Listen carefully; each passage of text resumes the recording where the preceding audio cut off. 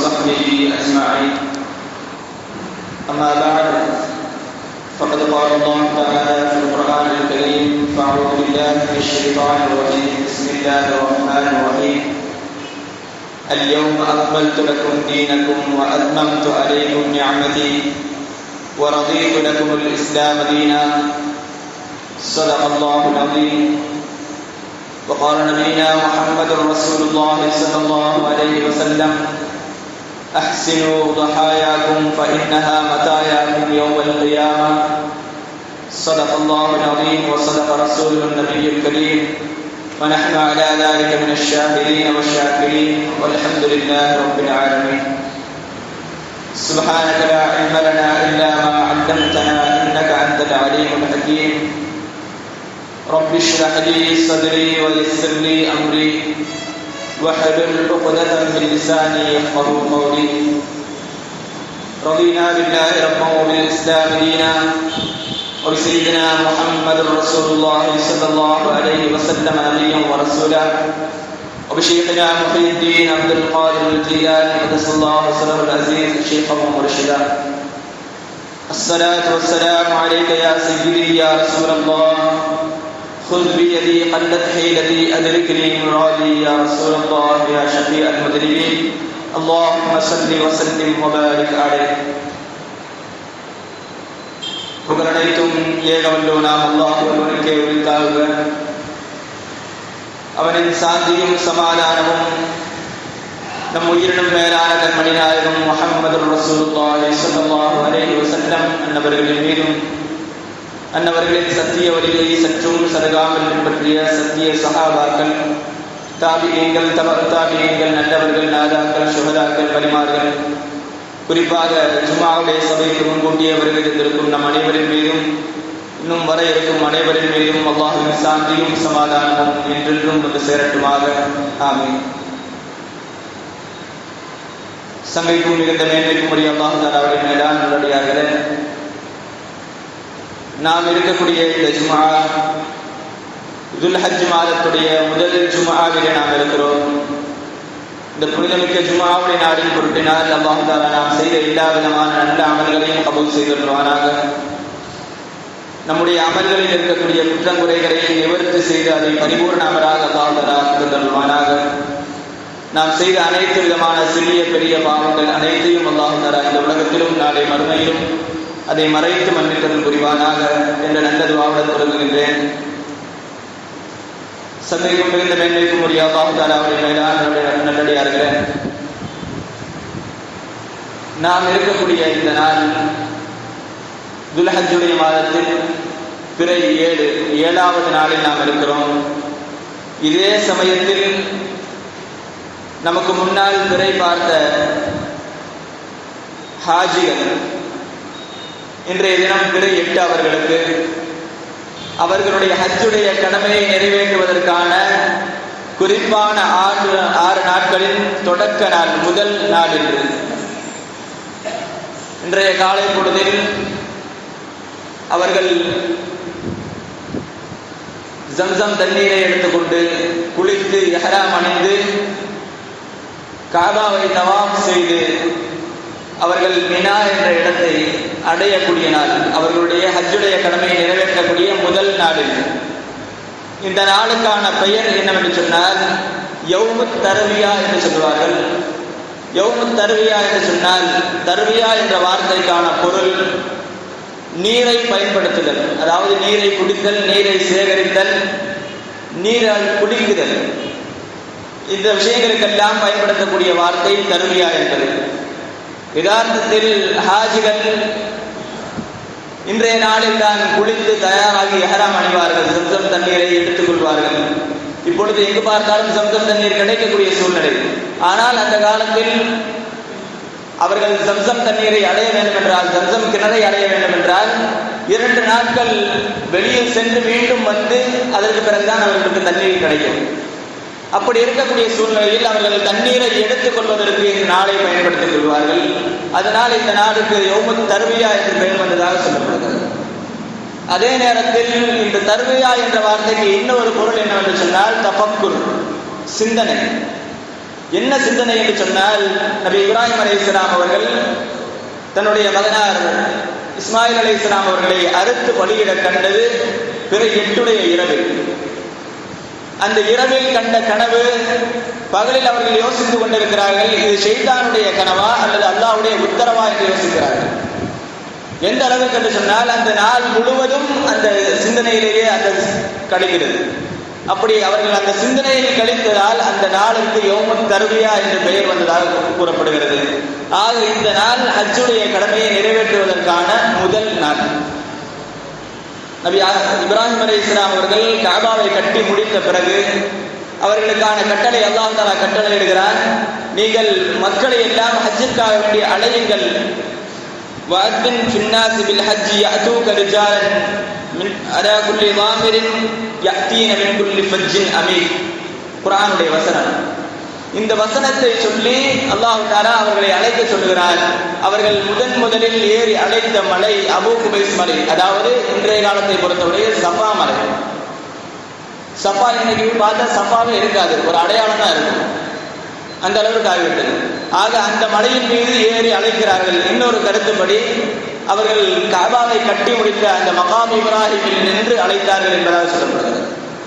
ஆக அந்த அழைப்பை ஏற்று வரக்கூடிய ஹாஜிகள் இருக்கிறார்களே, அந்த ஹாஜிகள் அடையக்கூடிய நன்மையை நாம் இந்த உலகத்தில் என்ன அமல் செஞ்சாலும் அடைய முடியாது. அவர்கள் ஹஜ்ஜை ஒரு ஆள் செய்கிறாருன்னு சொன்னா அவருக்கு என்னென்ன நன்மைகளை அல்லாஹ் தஆலா கொடுக்கிறானோ அந்த நன்மைகளை நாம் ஹஜ்ஜு செய்தால் மட்டுமே அடைய முடியும். சில நேரங்களில் இப்படி சில கருத்துக்கள் பரிமாறப்படலாம். சில ஹதீசுகள் இப்படி இருக்கிறது, இஷ்ராக்குடைய தொழுகையை தொழுதால் ஹஜ்ஜுடைய நன்மை என்பதாக சொல்லப்படும். இதற்கு என்ன விளக்கம் என்று சொன்னால், உதாரணத்திற்கு 3 முறை குல் ஹுவல்லாஹு அஹத் ஓதினால் முழு குர்ஆன் ஓதின நன்மை சொல்லப்படுது. ரசூலுல்லாஹி ஸல்லல்லாஹு அலைஹி வஸல்லம் அவர்கள் சொல்லி இருக்கிறாங்க.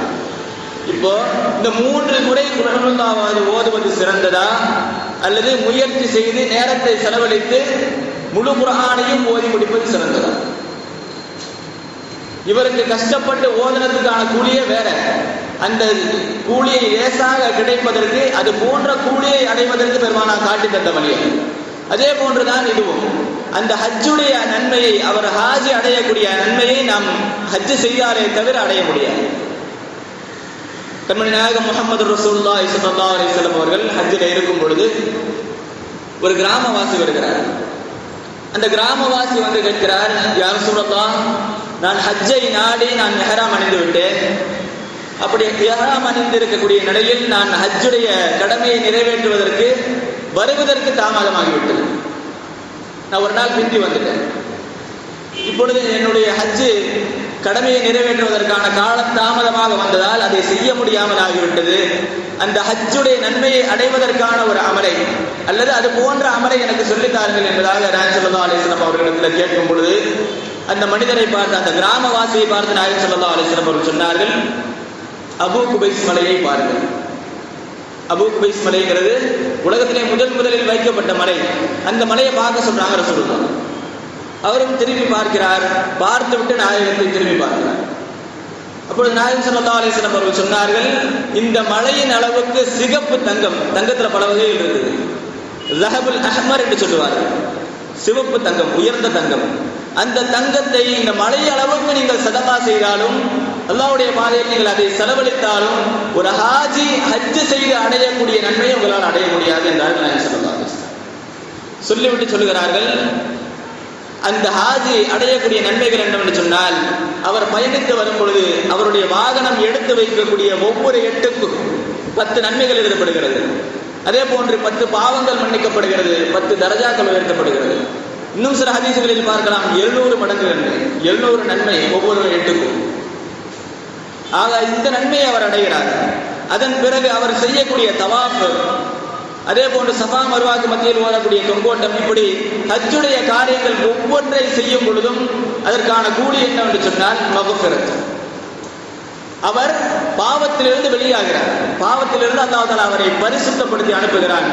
ஒவ்வொரு இடத்திலும் அது நடக்கிறது. அந்த பாக்கியத்தை நீங்கள் அடைய முடியுமா?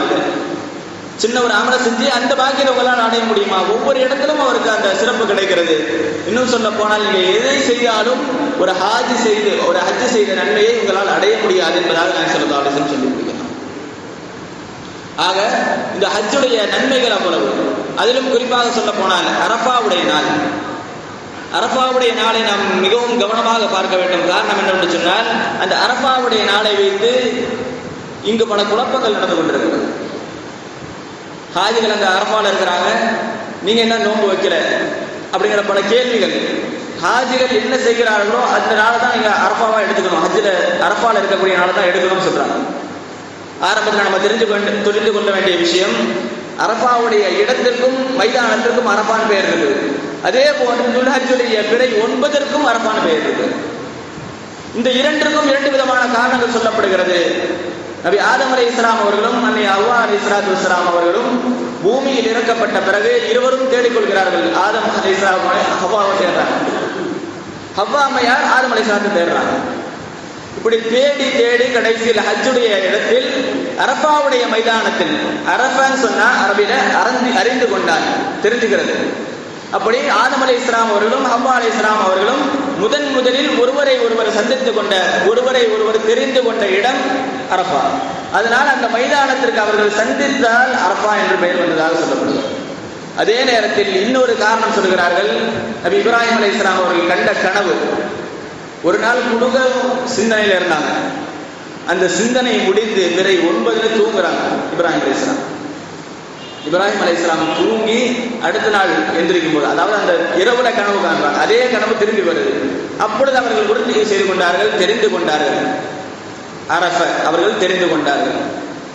என்ன தெரிஞ்சுக்கிட்டாங்க? இது அல்லாஹ்வுடைய கட்டளை. மீண்டும் அதே கனவு வரும் பொழுது இது ஷைத்தானுடைய விஷயம் அல்ல, அல்லாஹ்வுடைய கட்டளை என்பதை அவர்கள் அறிந்து கொண்டதால் அந்த நாளுக்கு அரஃபான் பேர் வந்தது. இடத்துக்கும் அரஃபான் பேரு, நாளுக்கும் அரஃபான் பேரு தான். அதே நேரத்தில் இன்னொரு காரணமும் சொல்கிறார்கள். ஜிப்ராயில் அலைஹிஸ்ஸலாம் அவர்களும் இப்ராஹிம் அலைஹிஸ்ஸலாம் அவர்களும் ஹஜ்ஜில் இருக்கிறாங்க. எப்படின்னு சொன்னா, ஜிப்ராயில் அலைஹிஸ்ஸலாம் ஹஜ்ஜில் என்ன அமல் செய்யணும்னு சொல்லி கொடுக்குறாங்க. அப்படி சொல்லிக் கொடுக்கும் பொழுது ஒவ்வொன்றா சொல்லிக் கொடுத்துட்டே வரும்பொழுது இந்த மைதானத்தில் வைத்து கேட்கிறார்கள், ஹல் அரஃப்த, நீங்க தெரிஞ்சுக்கிட்டீங்கன்னு கேட்கிறாங்க. அரஃப்து, நான் தெரிஞ்சுக்கிட்டேன்னு சொன்னாங்க. இந்த வார்த்தையை வைத்து தான் அந்த இடத்துக்கு அரஃபான் பேர் வந்தது. இப்பொழுது நாம் தெரிந்து கொள்ள வேண்டிய விஷயம், அந்த இடத்துக்கும் அரஃபான் பேரு, பிற 9 அரஃபான். ஆக அந்த நாளில் வைக்கக்கூடிய நோன்புகள் நம்ம பிற 9 வச்சாலும் அது அரஃபாவுடைய நோன்பு தான் இருக்கும். காரணம் என்னவென்று சொன்னால், தொழுகை என்பது சூரிய கணக்குப்படி ஓடும். நம்ம தொழுகிறது சூரியன் நடுவு உச்சிக்கு வந்துட்டா தொழுகக்கூடாது, சாஞ்சிட்டா தொழுகணும். அந்த சூரியனுடைய ஓட்டத்தை வைத்து நம்முடைய தொழுகைகள் நிர்ணயிக்கப்படுகிறது. அதே போன்று நம்முடைய நாட்கள் சந்திரனை வைத்து நிர்ணயிக்கப்படுகிறது. இரண்டையும் போட்டு குழப்பக்கூடாது. ஏன் சொன்னா, இதே நமக்கு சூரியன் உதயமாயிருச்சு, உதயமானதுக்கு பிறகு அதே நேரத்தில் அங்கே என்ன இருக்கும் ஹஜ்ஜில், அப்பதான் அவங்களுக்கு ஃபஜ்ருடைய நேரமா இருக்கும். அப்போ அந்த நேரத்தில் ஹஜ்ஜில் இப்பதான் தொழுகிறாங்க, நீங்க இப்ப தொழுக சொல்ல முடியாது. அதே போன்றுதான் சந்திர ஓட்டம் என்பது முதல்ல யாருக்கு வரும்? சவுதிக்காருக்கு முன்னாடி வரும், நமக்கு பின்னாடி தான் வரும். எப்படி சூரியனை பின்னால் பார்ப்பதால் அவர்கள் பின்னால் சொல்கிறார்களோ, அதே போன்று நாம் சந்திரனை பின்னால் பார்ப்பதால் நாம் பின்னாடி தான் அது நாளை எடுக்கணும். இதை கவனிக்க வேண்டிய விஷயம். அதே போன்று இந்த அரஃபாவுடைய நாளுக்கான சிறப்பு என்ன? நாயகம் ஸல்லல்லாஹு அலைஹி வஸல்லம் அவர்கள் சொல்வதாக ஹஜ்ரத் ஜாபிர் ரலியல்லாஹு அன்ஹு சொல்கிறார்கள், மாமின் யௌமின் அஃதலு மின் யௌமி அரஃபா. அரஃபாவுடைய நாளை விட சிறந்த நாள் இந்த உலகத்தில் இருக்கக்கூடிய நாட்களில் அரஃபாவுடைய நாளை விட சிறந்த நாள் இல்லை என்பதாக சொல்லுவார்கள். இந்த வார்த்தை என்பது பலவிதமான புழக்கங்களில் இருக்கிறது. பல விஷயங்கள் இப்படி சொல்லியிருக்கிறாங்க சொல்லலாம். ஒவ்வொன்றும் ஒவ்வொன்றை கவனிச்சு சிறப்பு. ஆக நாயகம் ஸல்லல்லாஹு அலைஹி வஸல்லம் அவர்கள் சொல்லிவிட்டு சொல்கிறார்கள், இபாஹில்லாஹு தஆலா ஃபீஹி பி அஹ்லில் அர்தி அஹ்லஸ் ஸமா. அல்லாஹ் தஆலா பூமியில் இருக்கக்கூடிய மனிதர்களை வைத்து வானத்தில் இருக்கக்கூடிய மலக்குமார்களிடத்தில் பெருமை பேசுகிறான். என்ன பேசுகிறான்? யகூலுல்லாஹு தஆலா உன்துரு இலா இபாதி ஷஹ்ஸன் கப்ரா. புழுதி படித்த நிலையில், அழுக்கான நிலையில் அவர்கள் நடந்து என்னுடைய கட்டளையை ஏற்று அரஃபாவுடைய மைதானத்திற்கு வந்திருக்கிறார்கள். ஜாஊனி மின் குல்லி ஃபஜ்ஜின் அமீக். உலகத்தில் இருக்கக்கூடிய மூலை முடுக்குகளில் இருந்தெல்லாம் இடத்துல வந்திருக்கிறார்கள். சொல்லிவிட்டு அல்லாஹ் அடுத்து சொல்கிறான், யர்ஜூன ரஹ்மதி, அவர்கள் என்னுடைய ரஹ்மத்தை ஆதரவு வைக்கிறார்கள். வயஹாபூன அதாபி, என்னுடைய அதாபை அவர்கள் பயப்படுகிறார்கள். அதனால் அவர்களுக்கு அந்த இரண்டையும் நான் கொடுத்து விட்டேன், என்னுடைய ரஹ்மத்தையும் கொடுத்து விட்டேன், அவர்களுடைய அதாபை விட்டு நான் பாதுகாத்து விட்டேன் என்பதாக சொல்லிவிட்டு அடுத்து சொல்லுகிறான். நாயகம் ஸல்லல்லாஹு அலைஹி வஸல்லம் சொல்லுகிறார்கள், பலம் யர யௌமுன் அக்ஸர இத்கம் மினன் நாரி மி யௌமி அரஃபா. நரகத்திலிருந்து நரகவாசிகள் விடுதலையாக்கப்படுகிறார்கள். அந்த விடுதலையாக்கப்படக்கூடிய நாட்களில் அரஃபாவை விட அதிகமான நரக விடுதலை கிடைக்கக்கூடிய நாளை நான் பார்த்ததில்லை என்பதாக நான் சொல்லுகிறேன். அவ்வளவு சிறப்பான நாள் அரஃபாவுடைய. இது அரஃபாவில் தங்கியிருக்கிற ஹாஜிகளுக்கு மட்டும்தானா அப்படின்னு கேட்டா இல்லை, உலகத்தில் இருக்கக்கூடிய அரஃபாவுடைய நாளை அடையக்கூடிய அனைவருக்கும் இந்த பாக்கியம் கிடைக்கிறது. சீனா இப்னு உமர் ரலியல்லாஹு அன்ஹு சொல்கிறார்கள், நாயகம் ஸல்லல்லாஹு அலைஹி வஸல்லம் சொன்னாங்க, இன்னல்லாஹ யன்துரு இலா இபாதிஹி யௌம அரஃபா. அரஃபாவுடைய நாளில் அல்லாஹ் தஆலா தன்னுடைய அடியார்களை பார்க்கிறான். ஃபலா யதா அஹதன் ஃபீ கல்பிஹி மிஸ்கால ذرة மினல் ஈமான் இல்லா குஃபிர லஹு. யாருடைய கல்வில் கடுகளவு ஈமான் இருந்தாலும் கூட அவர்களை அல்லாஹ் தஆலா மன்னிக்காமல் விடுவதில்லை என்பதாக இப்னு உமர் ரலியல்லாஹு அன்ஹு சொல்றாங்க. ரசூலுல்லாஹி ஸல்லல்லாஹு அலைஹி வஸல்லம் அவர்கள் சொன்னதாக அறிவிக்கிறார்கள்.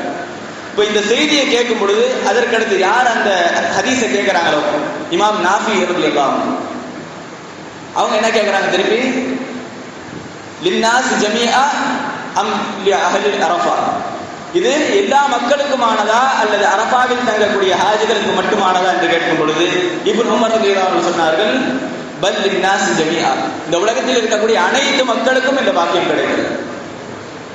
அப்படிப்பட்ட பாக்கியத்தை நமக்கு கொண்டு வந்து சேர்க்கக்கூடிய நாள் அரஃபாவுடைய நாள். அது மட்டும் இல்லாமல் நம்முடைய எதிரி இப்லீஸ் மிகவும் தாழ்த்தப்படுகிற நாள், மிகவும் கோபமடைகிற நாள், மிகவும் கூனி குறுகி போகிற நாள், மிகவும் கோபம் அடைகிற நாள் எல்லாம். நாயகம் ஸல்லல்லாஹு அலைஹி வஸல்லம் சொன்னார்கள், மா ரஆ இப்லீஸ் யௌமன் ஹுவ ஃபீஹி அஸ்கர வலா அஹ்கர வலா அதஹப வலா அக்யம. மேல சொன்ன நாளையும் கோபம் அடைகிறான், தாழ்த்தப்படுகிறான், அவன் நசுக்கப்படுகிறான், விழுந்து போகிறான், கூனி குறுகு போகிறான். மி யௌமி அரஃபா, இந்த அரஃபாவுடைய நாளை விட இந்த நிலையை அந்த ஷைத்தானுக்கு இப்லீஸுக்கு எப்பொழுதுமே அடைய முடியாது. அதாவது இந்த நாள்ல தான் அதிகமாக கூனி குறுகி போறான், தாழ்த்தப்படுறான்னு சொல்றாங்க ரசூலுல்லாஹ். சொல்லி முடித்து விட்டு சொல்கிறார்கள், வதாலிக, அது எதனால் நடக்கிறது தெரியுமா, லிமா யரா மின் தன்சீலிர் ரஹ்மதி வ அஃபு அனில் அதாப். அல்லாஹ் தஆலா அவனுடைய ரஹ்மத்தை இறக்குவதை கொண்டும் அதே போன்று அவனுடைய மக்ஃபிரத்தை, அவனுடைய பாவ மன்னிப்பை வழங்குவதை கொண்டும் அவன் அடியார்கள் செய்த அவன் வழிகெடுத்த எல்லா வழிகேட்டையும் அல்லாஹ் தஆலா மன்னித்தானே, அதை நினைத்து செய்தான். அவ்வளவுதான். அதே நேரத்தில் அடுத்த வார்த்தை சொல்லுறாங்க, இன்னொரு விஷயத்தை நம்ம தெரிஞ்சுக்கணும், இல்லா மா ரஆ மி யௌமி பத்ர், பத்ர் நாளை தவிர. காரணம் என்னவென்று சொன்னால், சஹாபாக்கள் கேட்கிறாங்க, யார சொல்லுதா ஒமா ரஆ யௌம் பத்ர், பத்ருடைய நாளில் ஷைத்தான் என்னத்தை பார்த்தாங்க, இதை விட அரஃபாவுடைய நாளை விட மோசமான நிலைக்கு ஷைத்தான் தள்ளப்படுகிறான் என்றால் அந்த பத்ருடைய களத்தில் அவன் என்ன பார்த்தான்னு சொல்லி கேட்கிறாங்க. அப்பொழுது நாயகம் ஸல்லல்லாஹு அலைஹி வஸல்லம் அவர்கள் சொன்னார்கள், இம்மா அன்னஹு ரஆ ஜிப்ரீல் யதுல் மலாயிகா. ஜிப்ரீல் அலைஹிஸ்ஸலாம் அவர்கள் அனைத்து மலக்குமார்களையும் கூட்டி வந்து முஸ்லிம்களுக்கு உதவி செய்தார்கள், ரசூலுல்லாஹி ஸல்லல்லாஹு அலைஹி வஸல்லம் அவர்களுக்கு உதவி செய்தார்கள். அதனால் ஷைத்தான் இதை விட மோசமான நிலைக்கு தள்ளப்பட்டான். ஆக இந்த அரஃபாவுடைய நாள் ஷைத்தான் தாழ்த்தப்படுகிற நாள், முஃமின்கள் முஸ்லிம்கள் உயர்த்தப்படுகிற நாள். அதே போன்று இந்த அரஃபாவுடைய நாளை பொறுத்தவரையில் அல்லாஹ் தஆலா அடியார்களை பார்த்து பெருமை பேசக்கூடிய நாள். இன்னல்லாஹ தஆலா பாஹா பின்னாஸ் யௌமி அரஃபா. அல்லாஹ் தஆலா மக்களை பார்த்து, முஸ்லிம்களை பார்த்து அல்லாஹ் தஆலா மலக்குமார்களிடத்தில் பெருமை பேசுகிறான். இன்னும் சொல்ல போனால் இந்த நாளுக்கான பெயரில் ஒரு பெயரை சொல்லுவாங்க, யௌமுல் மஷ்ஹூத், சாட்சியாக்கப்பட்ட நாள். நம்ம அரஃபாவுடைய மைதானத்துடைய சிறப்பு கொஞ்சம் தெரிஞ்சுக்கணும். அதாவது சாட்சியாக்கப்பட்ட நாள் அப்படிங்கிற வார்த்தை எதுக்கு வருதுன்னு சொன்னா, அந்த நாளில் அரஃபாவுடைய மைதானத்தில் யார் தங்குகிறார்களோ அவர்களுக்கான சாட்சியாக மலக்குமார்களை அல்லாஹ் தஆலா. இன்னும் சொல்ல போனா அல் ஹஜ்ஜு அரஃபா, ஹஜ் என்பதே அரஃபா தான். ஃபமன் அத்ரக அரஃபா ஃபகத் அத்ரகல் ஹஜ்.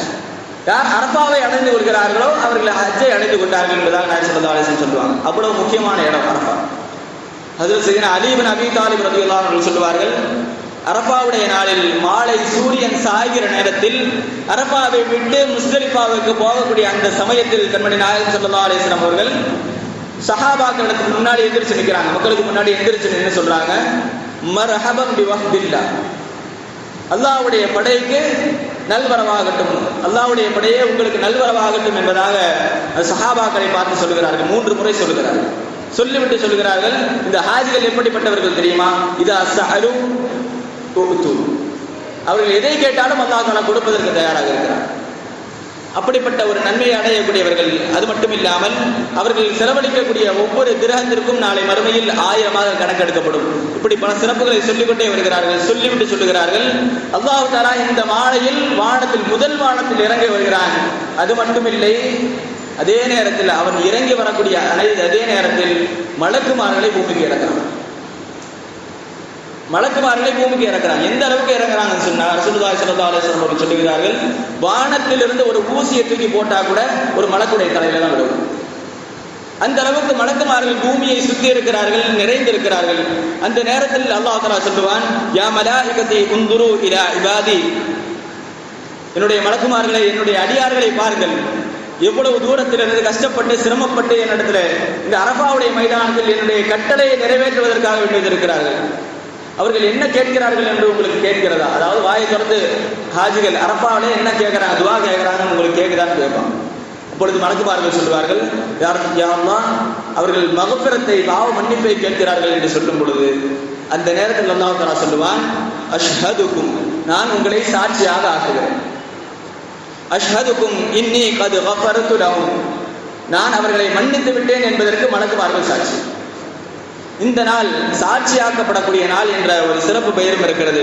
அதே நேரத்தில் அந்த அரஃபா மைதானத்துடைய சிறப்பு என்னவென்று சொன்னால், யார் மைதானத்தை விட்டு புறப்பட்டு செல்கிறார்களோ, யார் மைதானத்தை விட்டு புறப்பட்டு சென்றாலும் அவர்களுடைய பாவங்கள் அங்கேயே களையப்படுகிறது. அந்த பாவங்களை கண்கூடா பார்த்தவங்க கூட இருக்கிறாங்க. அலி இப்னு அப்துல் அசீஸ் ரஹிமஹுல்லாஹ் அவர்கள் சொல்லுகிறார்கள், நானும் என்னுடைய நண்பர் அபு உபைதுல் காசிம் ரஹிமஹுல்லாஹ் அவர்களும் ஹஜ்ஜுக்கு போயிருந்தோம். போயிருக்கும் பொழுது அரஃபாவுடைய மைதானத்தில் நான் போனதுக்கு பிறகு நான் உது செஞ்சேன். அமல்களை செய்வதற்காக வேண்டி நான் உது செய்தேன். உது செய்து விட்டு அந்த உது செய்யறதுக்கு முன்னாடி என்னுடைய காசு பைய பக்கத்தில் வச்சேன். அப்படி வச்சேன்னா ஆர்வத்தில், அமல் செய்யற ஆர்வத்தில் அந்த பைய மறந்துட்டு நான் அரஃபாவுக்கு வந்துட்டேன். அரஃபாவிலிருந்து விடை பெற்று கொஞ்சம் தூரம் போகும் பொழுது என்னுடைய நண்பர் சொன்னார், நீங்க கொஞ்சம் பேரிச்சம்பளமும் கொஞ்சம் வெண்ணெயை வாங்கிட்டு வந்தா சாப்பிட்றதுக்கு நல்லா இருக்குமே அப்படின்னு சொன்னார். அப்படி சொல்லும் பொழுதுதான் நான் காசை தேடினேன். காசை தேடும்போது எனக்கு ஞாபகம் வந்தது, நம்ம அரஃபாலே அங்கே விட்டுட்டு வந்துட்டோம், அதை நம்ம எடுக்கணும் அப்படின்னு சொல்லிட்டு நான் போனேன். அப்படி போய் பார்க்கும் பொழுது எந்த இடத்துல நான் காசை வச்சேனோ அதே இடத்துல காசு இருந்தது. எடுத்துக்கொண்டு திரும்பி பார்க்கிறேன், அந்த பள்ளத்தாக்கில், அரஃபாவுடைய மலையுடைய பள்ளத்தாக்கில் எல்லாம் பன்றிகளாகவும் குரங்குகளாகவும் தெரிந்து கொண்டிருக்கிறது. அந்த பன்றிகளையும் குரங்குகளையும் பார்த்த நான், இவ்வளவு புனிதமான இடம் அரஃபா, இங்க போய் அசிங்கமான மிருகங்கள் சுற்றி கொண்டிருக்கிறது என்பதாக நான் ஆச்சரியப்பட்டு போனேன். கடைசியில நான் வந்து சேர்றதுக்கு கொஞ்சம் சுபவுக்கு கொஞ்ச நேரத்துக்கு முன்னாடி தான் வந்தேன். வந்து முஸ்தலிஃபால வச்சு அவங்களை சந்திச்சு பேசுறேன். பேசும்போது நடந்தது சொல்றேன். நான் அரஃபால போனேன். அரஃபால தகாத மிருகங்கள் எல்லாம், அசிங்கமான மிருகங்கள் எல்லாம் அங்கே இருந்ததாக நான் பார்த்தேன் என்பதாக சொல்லும் பொழுது அந்த இடத்துல அவங்க சொன்னாங்க, தில்க துனூபு பனி ஆதம் தரகூஹா வன்சரஃபு, அவைகள் எல்லாம் ஆதமுடைய மக்களுடைய பாவங்கள். அந்த பாவங்கள் எப்படி உருவெறுகிறது? பன்றிகளாகவும் குரங்குகளாகவும் உருவெறுகிறது. அந்த பாவங்களை தான் அவர்கள் விட்டு வந்திருக்கிறார்கள். அந்த பாவங்களை விட்டு களைந்து அவர்கள் பரிசுத்தமாக சென்றிருக்கிறார்கள் என்பதாக சொன்னார். ஆக அந்த அரஃபாவுடைய மைதானம் நம்முடைய பாவங்களை முழுவதுமாக துடைத்து எடுக்கிறது என்பது நமக்கு இதுல தெரியும். அதே போன்று அந்த அரஃபாவுடைய நாள் இருக்குது. அந்த அரஃபாவுடைய நாள் தான் ஹாஜிகளுக்கான பெருநாள். அரஃபால தங்குற நாள் தான் நம்ம நோன்பு வைக்கணும் அப்படின்னு சொல்றவங்களுக்கு ஒரு சின்ன ஒரு விளக்கம். அரஃபால தான் நம்ம நோன்பு வைக்கணும், அரஃபால ஹாஜிகள் தங்கும்போது தான் நம்ம நோன்பு வைக்கணும் அப்படின்னு சொன்னா, ஹாஜிகள் அரஃபால நோன்பு வைக்கிறது இல்லை.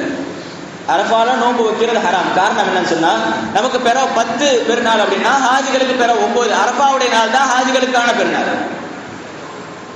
ஒரு யஹூதி உமர் ரலியல்லாஹு இடத்துல வந்து பேசுகிறார், உங்களிடத்துல ஒரு ஆயத்து இறங்கி இருக்கிறது, அந்த ஆயத் எங்களுக்கு இறங்கி இருந்தால் நாங்கள் அந்த நாளை பெருநாளாக எடுத்திருப்போம் என்பதாக அந்த யஹூதி பேசுகிறார். அப்படி என்ன ஆயத்து அது என்பதாக உமர் ரலியல்லாஹு அவர்கள் கேட்கும் பொழுது அவர் ஓதி காட்டுகிறார், அல் யௌம அக்மல்து லக்கும் தீனக்கும் வ அத்மம்து அலைக்கும் நிஅமதி வ ரதீது லக்குமுல் இஸ்லாம் தீனா. இது அரஃபால வச்சு இறங்கின ஆயத்து. சொல்ல போனா அந்த சூரத்துல் மாயிதால எல்லா ஆயத்துகளும் மதீனால வச்சு இறங்கினது. இந்த ஒரு ஆயத்தை தவிர இந்த ஒரு ஆயத்தை மட்டும் அரபாவுடைய மைதானத்தில் வச்சு இறங்கினது. இதை ஓதி காட்டும் பொழுது உமர் ரலியல்லாஹு அவர்கள் சொன்னார்கள், இந்த ஆயத்து என்பது எங்க இறங்கினது, எந்த நாளில் இறங்கினதுங்கிறது எனக்கு தெரியும். யௌமுல் ஜும்ஆவுடைய நாளில், அதே போன்று யௌமு அரஃபாவுடைய நாளில் நாங்கள் கண்மணி நாயகம் முஹம்மது ரசூலுல்லாஹி ஸல்லல்லாஹு அலைஹி வஸல்லம் அவர்களோடு அரஃபாவுடைய மைதானத்தில் தங்கி இருக்கும்போது இது ஆயத்து. அல்லாஹ்வுடைய கிருபையினால் 2 நாட்களும் எங்களுக்கு பெருநாள். இது யௌமுல் ஜும்ஆவும் எங்களுக்கு பெருநாள், யௌமு அரஃபாவும் எங்களுக்கு பெருநாள். இதை விட சிறந்த பெருநாள் எதுவும் இருக்க முடியாது என்பதாக இப்னு உமர் ரலியல்லாஹு அவர்கள் சொல்லி காட்டுவார்கள். அதே போன்று இதே மாதிரி ஒரு செய்தி இப்னு அப்பாஸ் ரலியல்லாஹு அவர்களை கொண்டும் ரிவாயத் செய்யப்பட்டிருக்கிறது. ஆக இந்த நாளில் யௌமு அரஃபா என்பது ஹாஜிகளுக்கான பெருநாள். அதற்கு அடுத்த நாள் பிறை 10 நமக்கான பெருநாள். அந்த பெருநாளில் நாம் செய்யக்கூடிய காரியங்களில் மிக முக்கியமான ஒரு காரியம் குர்பானி என்கிற ஒரு கடமை. இந்த குர்பானியுடைய கடமையை பொறுத்தவரையில் நாம் மிகவும் கவனமாக இருக்க வேண்டும். இந்த குர்பானியுடைய விஷயங்களில் தன் இஷ்டத்துக்கு மசாலா சட்டம் சொல்றவங்க நிறைய பேர் வந்தாச்சு. காரணம் என்னன்னு சொன்னா, குர்பானி என்பது அசல்ல மார்க்கத்தை நம்ம தெரிஞ்சுக்கிறோம். குர்பானி என்பது அறுத்து பலியிடுவதை தவிர காசு செலவழிக்கிறது கிடையாது. காசு செலவழிச்சு, அதாவது ஒரு கூட்டில் ஷேர்ல சேர்ந்து இருக்கிறேன், காசை கொடுத்துட்டு என் கடமை முடிஞ்சு நீங்க கூடாது. அறுத்து பலியிடுவதுதான் குர்பானி. இந்த குர்பானியை நாம் எப்படி நிறைவேற்ற வேண்டும் என்று சொன்னால், அதற்கான பிராணிகளை சொல்லும் பொழுது சொல்வார்கள், 1 வயது பூர்த்தியான ஆடு அல்லது 1 வயதுடைய ஆட்டுடைய உருவத்தை பெற்ற ஆடு, செம்மறி ஆடு. அதே போன்று மாடு 2 வயது பூர்த்தியான மாடு, அதே போன்று 5 வயது பூர்த்தியான ஒட்டகம். அதே நேரத்தில் எரும மாட்டை கூட எடுத்துக்கலாம். எரும மாடுங்கிறது மாட்டுடைய வகையை சார்ந்தது, போத்துன்னு சொல்லுவாங்க இல்லையா, அதையும் குர்பானி கொடுக்குறாங்க. இது அல்லாத பிராணிகளை குர்பானி கொடுத்தா கூடாது. சில பேர் வசதி இல்லை அப்படின்னு சொல்லிட்டு குர்பானியுடைய நீதியில கோடியா இருக்கிற அப்படின்னு சொல்லுவாங்க. அது கூடாது, மக்ரூஹான விஷயம். அதே நேரத்தில் இந்த குர்பானி என்பது யாருக்கு கடமை? குர்பானி என்பது யாருக்கு கடமை என்று சொன்னால், ஜக்காத்துடைய அளவை யார் எட்டு இருக்கிறார்களோ. ஜக்காத்துன்னு சொன்னா ஜக்காத்துடைய விஷயத்துக்கும் இதுக்கு 2 வித்தியாசம் இருக்குது. ஜக்காத்துங்கிறது ஒரு வருஷத்தை பூர்த்தி ஆக்கி இருக்கணும். ஜக்காத்துடைய அளவு 58,000, கிட்டத்தட்ட 59,000 ரூபாய் ஒரு வருஷம் முழுக்க சேமிப்பாகவோ அல்லது வியாபார பொருளாகவோ நம்மள்ட்ட இருந்தால் தான் ஜக்காத்து கடமை. ஆனால் இங்கே சட்டம் வேற. குறிப்பிட்டு ஒரு 3 நாள், பிறை 10, 11, 12 இந்த 3 நாட்களில் நம்முடைய செலவு போக, அதாவது இந்த அளவை அடைந்திருந்தார், நம்மகிட்ட 59,000 ரூபாய் கையில இருந்தார். சில பேர் சொல்லலாம் கடன் இருக்குது, இப்போ கடன் இருந்தால் எனக்கு குர்பானி கடமை இல்லையே அப்படின்னு சொல்லலாம். கடனையும் கணக்கெடுக்கணும். சில பேர் இப்படி இருக்கலாம், அதாவது இந்த காலத்தை பொறுத்தவரையும் கார்பரேட்டுடைய சூழ்ச்சி, கடன் இல்லாத ஆள் இல்லை, இஎம்ஐல ஏதாச்சும் வாங்கி வச்சிருப்பாங்க. யாருமே கடன் இல்லாத ஆட்கள் கிடையாது, அந்த அளவுக்கு ஆக்கி வச்சிருக்கிறாங்க. அப்போ பார்த்தா யாருமே குர்பானி கடமை இல்லைன்னு சொல்லிட்டு போயிடுவாங்க. இந்த இடத்துல கவனிக்க வேண்டிய விஷயம் என்னன்னு சொன்னா, நமக்கு சொந்தமான பொருள், உதாரணத்துக்கு ஒரு 3 பைக் இருக்குன்னு வச்சுக்கோங்க. வீட்டில் ஒரு பைக்குக்கு டியூ கட்டிட்டு இருப்பாங்க, மற்ற 2 பைக்கு சொந்தமா இருக்கும். இப்போ இதை கணக்கு எடுக்கணும். கடன் இருக்கிறது வேற, சொந்தமா ஒன்று வச்சிருக்கீங்களா அதை கணக்கு எடுங்க. இன்னும் சொல்ல போனா இன்னொரு குழப்பம் என்னன்னு சொன்னா, ஒரு குடும்பத்துக்கு ஒரு குர்பானி போதும் அப்படின்றது, இதுவும் சரியில்லை. ஒவ்வொரு தனிநபருக்கும் பருவ வயதை அடைந்து தனியாக சம்பாதிக்கக்கூடிய, சுயமாக சம்பாதிக்கக்கூடிய, சேர்த்து வைக்கக்கூடிய ஒவ்வொரு ஆக்கில் பாலிக், அதாவது ஆண் பெண் பருவ வயதை அடைந்தவர்கள் அனைவருக்கும் குர்பானி, ஒவ்வொரு ஆளுக்கும் கடமை இருக்குது. ஒரு ஆள் தனியாக சம்பாதிக்கிறாருன்னா அவருடைய கணக்கு இருக்குது. ஒரு குடும்பத்தில் 3 பேர் சம்பாதிக்கிறாங்கன்னா 3 குர்பானி இருக்குது. அப்போ அந்த நேரத்தில் ஒரு குடும்பத்துக்கு ஒரு குர்பானி போதுன்னு சொன்னா 2 குர்பானியை செய்யாத பாவத்துக்கு அந்த குர்பானாகும். ஆக ஒவ்வொரு தனிநபருக்கும் குர்பானி என்பது கடமை. அதே நேரத்தில் ஒரு குடும்பத்துக்கு ஒரு குர்பானி கொடுத்தா போதுமா அப்படின்னா கடமை நீங்காது, நன்மை கிடைக்கும். நன்மை கிடைக்காது அப்படின்னா நன்மை கிடைக்கும், ஆனால் குர்பானியுடைய கடமை நீங்காது. அதே நேரத்தில் இன்னொரு விஷயம், ஒரு வசதியான ஒரு நபர் ஈதுடைய தொழுகைக்கு முன்னால் அவர் ஏழையாகி விட்டார். அதாவது இந்த ஒரு அளவு சொன்னார் இல்லையா, 59,000 ரூபாய், அது ஈது தொழுகைக்கு முன்னால் அவர் அதை இழந்து ஏழையாகிவிட்டால் அவருக்கு குர்பானி கடமை கிடையாது. அதே நேரத்தில் ஒரு ஏழை காசு சேர்த்து வச்சு குர்பானி கொடுக்கணுங்கிற ஆசையில குர்பானி பிராணியை வாங்கிட்டாருன்னு சொன்னா அந்த குர்பானி பிராணியை குர்பானி கொடுக்கறது வாஜிபாகும். அதே நேரத்தில் அந்த பிராணியுடைய தன்மைகள் எப்படி இருக்கணும்னு சொன்னால் ஆரோக்கியமாக இருக்கணும், எந்த ஒரு குறைபாடும் இல்லாத அளவுக்கு. ஏனென்றால் நாயகம் ஸல்லல்லாஹு அலைஹி வஸல்லம் அவர்கள் சொன்னார்கள், அஹ்ஸினு வஹாயாக்கும் ஃபைன்னஹா மதாயாக்கும் யௌமல் கியாமா. நீங்கள் உங்களுடைய குர்பானி பிராணிகளை அழகாக்கிக் கொள்ளுங்கள், சரியானதாக ஆக்கிக் கொள்ளுங்கள். ஏனென்றால் அது உங்களுக்கு மறுமையில் வாகனங்களாக பயன்படும் என்பதாக நாயகம் ஸல்லல்லாஹு அலைஹி வஸல்லம் சொல்லுவார். ஆக இந்த உலகத்தில் இருக்கிற வாகனத்தை எந்த அளவுக்கு பார்த்து காசு அதிகமாக போனாலும் பரவாயில்ல, நல்லதாக எடுப்போம் சொல்லி எடுக்கிறோமோ, அதே போன்று நம்முடைய பிராணிகளையும், உதகையாவுடைய பிராணிகளையும் நம்ம தேர்ந்தெடுத்து எடுக்கணும், நல்ல பிராணிகளாக எடுக்கணும். அதே மாதிரி எந்த ஒரு குறைபாடுகளும் இல்லாத அளவு இருக்கும். குறைபாடுகள் என்ன சொல்றாங்க அப்படின்னா, கண்ணு பார்வை போனது, 2 கண்ணுமே போனது, அல்லது ஒரு கண்ணு மட்டும் போனது, அல்லது பார்வை பாதிக்கு மேலே தெரியாது, நடக்க கூட முடியாத அளவுக்கு பார்வை போனது. அதே மாதிரி காது, அது போன்ற உறுப்புகள் 3ல் ஒரு பகுதியை விட அதிகமான பாதிப்புகள், அது கிழிஞ்சிருக்கிறதோ அல்லது காயப்பட்டிருக்கிறதோ, இது 3 ஒரு பகுதியை விட அதிகமாக இருந்தால் அந்த குர்பானி பிராணியை கொடுக்கிறது கூடாது. அதே போன்று மெலிந்து போன ஆட்டையும் கொடுக்கிறது கூடாது. அதே நேரத்தில் நோய் வெளியே தெரிகிற அளவுக்கு நோய் இருக்குன்னு சொன்னால் அதையும் குர்பானி கொடுக்கிறது கூடாது. அதே நேரத்தில் குறைகள் இல்லாதது, அதாவது நமக்கு பார்க்கறதுக்கு குறையா தெரியும், ஆனால் அசல் அது குறை இல்லை அப்படிங்கிற மாதிரி உள்ளது. இயற்கையிலே கொம்பு வராத ஒரு ஆடு இருக்குது, கொம்பு உடஞ்சு போனால் கொடுக்கக்கூடாது, அது வேற. இயற்கையிலேயே கொம்பு வராத ஆடுகள், கொம்பு வராத மிருகங்கள் இருக்கும், அதற்கு அந்த கொம்பு வராதனால அது கொடுக்கக்கூடாது அப்படின்னா அது பிரச்சனை கிடையாது, கொடுத்துக்கலாம்.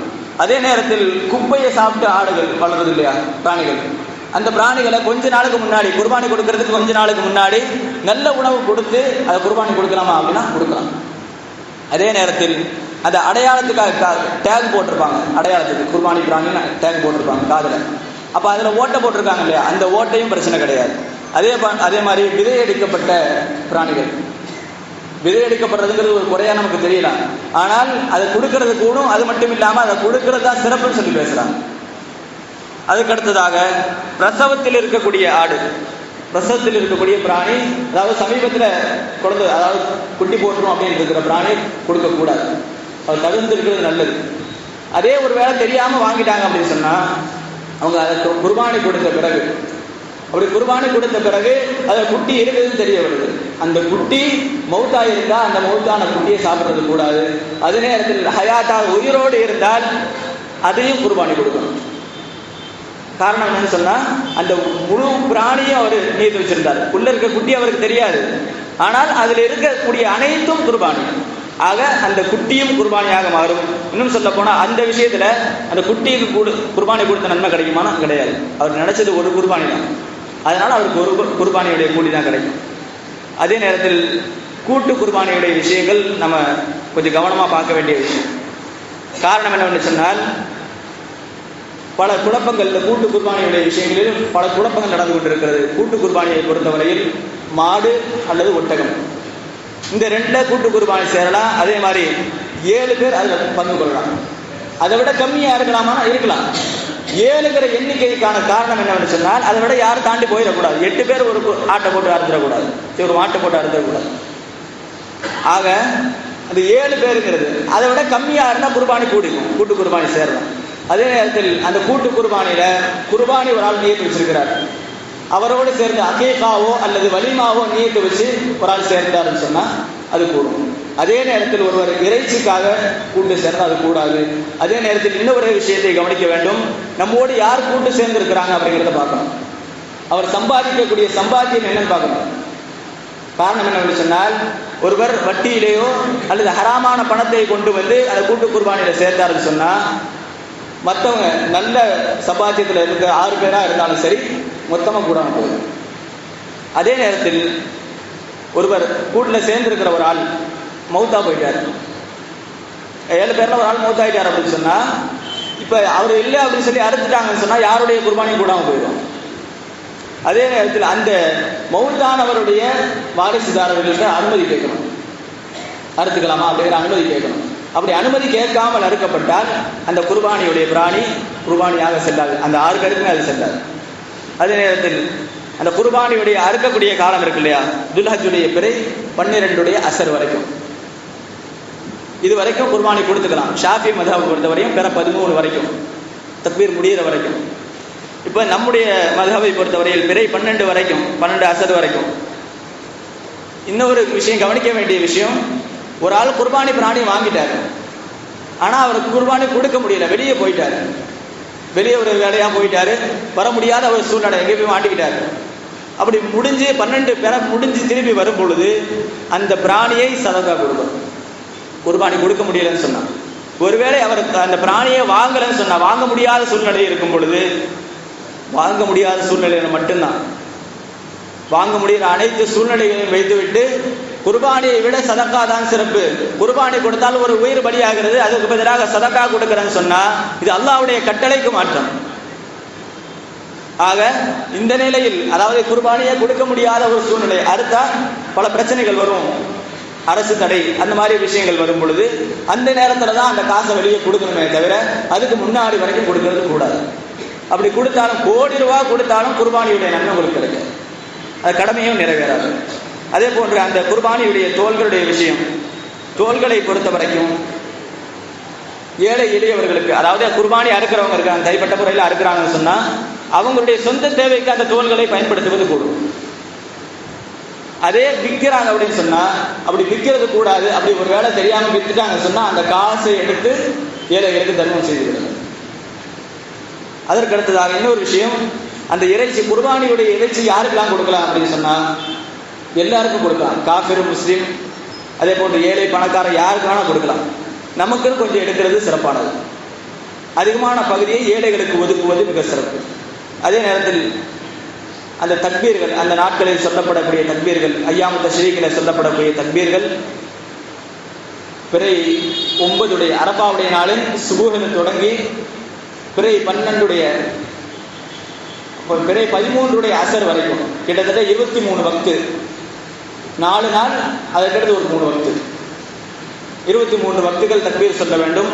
ஒவ்வொரு தொழுகைக்கு பின்னால் தனியார் தொழுதாலும் சரி, ஜமாத்தோடு தொழுதாலும் சரி, ஆண் பெண் வீட்டில் தனியாக தொழுகிறாங்க பெண்கள் இருக்கிறாங்க, அப்படி இருந்தாலும் சரி, தொழுகை ஒவ்வொரு தொழுகை முடிஞ்ச பிறகும் ஒரு தடவை தக்பீர் சொல்றது வாஜிபு, 3 தடவை தக்பீர் சொல்றது சுன்னத். ஆக அந்த தக்பீர்களையும் நாம் ஓத வேண்டும். அதே நேரத்தில் இந்த நேரத்தில் செய்ய வேண்டிய அமல்கள், அதாவது குர்பானி கொடுக்கக்கூடிய நேரம், இந்த துல்ஹஜ்ஜுடைய மாதத்தில் செய்ய வேண்டிய அமல்களில் மிக முக்கியமான ஒரு அமல் தரூத் இப்ராஹிம். நபி இப்ராஹிம் அலைஹிஸ்ஸலாம் அவர்கள் மீது நாம் ஓதக்கூடிய ஸலவாத்துகள், அதாவது தொழுகை அத்தஹியாத்தில் கடைசி அத்தஹியாத்தில் ஓதணும் இல்லையா, அந்த தரூத் இப்ராஹிம் நாம் அதிகமாக ஓதணும். காரணம் என்னவென்று சொன்னால், அவர்களை நினைவு கூறாமல், இப்ராஹிம் அலைஹிஸ்ஸலாம் அவர்களை நினைவு கூறாமல் எந்த ஒரு தியாகமும் கிடையாது. தியாகத்திற்கான அடையாளமாக போற்றப்படக்கூடியவர்கள் இப்ராஹிம் அலைஹிஸ்ஸலாம். அந்த தியாகத்துடைய அந்த நாட்களில் நாம் அவர்களை நினைவு கூறுவது மிக முக்கியமான விஷயம்.